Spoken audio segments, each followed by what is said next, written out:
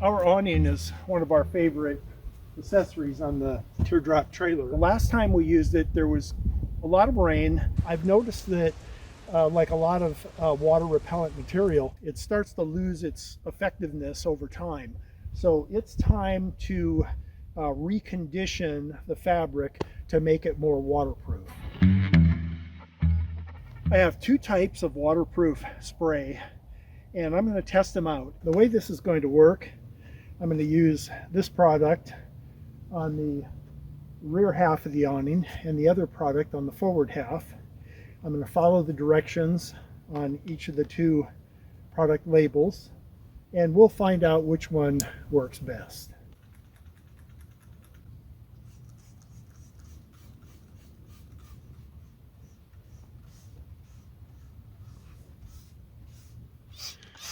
I don't know if you can see that or not. It comes out a lot like water. There's very little color to it, and the applicator works well.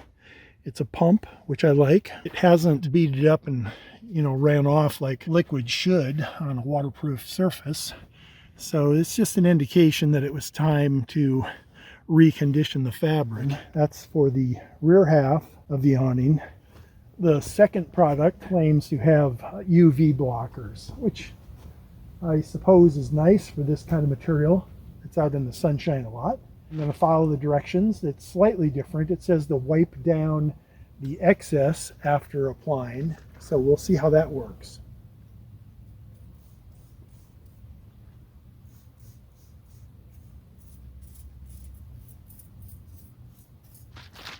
And it comes out a little more like a milk. I like the fact that you can see a little easier where it's building up and where it's soaking in. So I'm just working in the surface liquid a little bit by hand.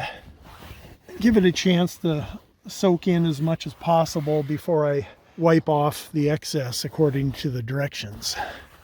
And just to be fair, I'm doing the same thing on the other product, just working in the excess. I want as much of this product to go into the fabric as possible. I'm going to pull the lines and fold this in to make it easier to reach to the top.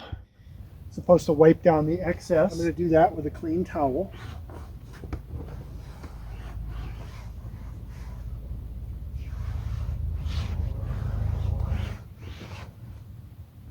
Now I'm going to stretch out the awning and let it air dry.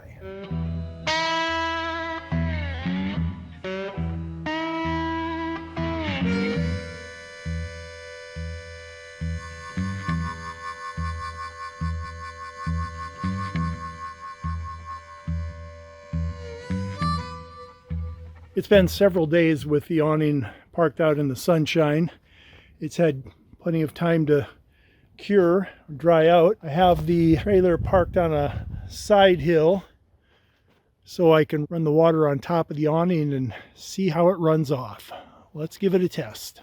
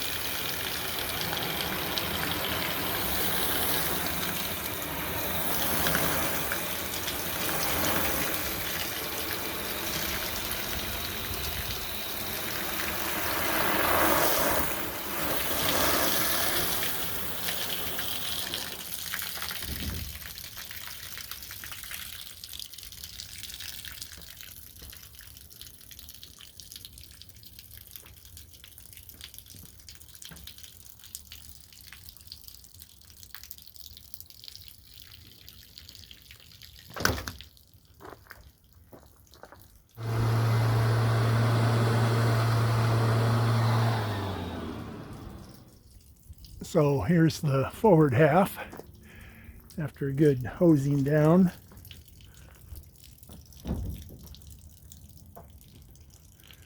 And then here's where the rear half begins. And I can clearly see that there's much more water clinging to the rear half of the awning. The forward half is still running rivulets and beads. It looks pretty darn good. This is more the way it looked when it was new. And this was actually, the rear half is the kind of problem that it was starting to develop, is water was just sitting on the surface, not wanting to run off very well, and then is actually soaking through a little bit. Let's turn on a light and see what it looks like here. Yeah, it's completely dry on the bottom surface. It's completely dry on both sides. So in that regard, both products are preventing water from going through the fabric, but clearly the forward half performed better. And you can actually see this is the center line right here, and you can see that this is just wet across, where this is running in little rivulets. And then the forward end is actually beading up real well. I have to say that it was a little easier to apply the product on these forward wings than it was the center part. It was just easier to reach. One of the things I do to speed up the drying process of the awning is try to fling the water off the top by popping it from underneath. So let's see what that looks like. And on the rear half, there's just not a lot of water to fling off because it's absorbed into the surface of the material. It's not beating up on top. So that's another reason to choose this forward product. It clearly is going to be easier to dry. There you have it. I'm convinced.